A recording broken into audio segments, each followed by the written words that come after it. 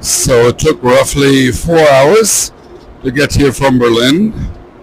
If you take the car, even though we don't have speed limit in Germany, it takes you approximately 7 hours. So that's a very fast and convenient way to get to Munich from Berlin.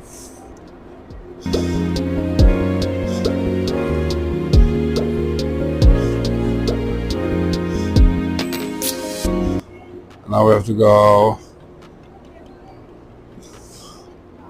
and take the 1016 train at platform number 12. It's a couple of minutes delayed. That's where we're heading now. So this is Munich main train station, which is under construction at the moment. Well, for the last couple of years.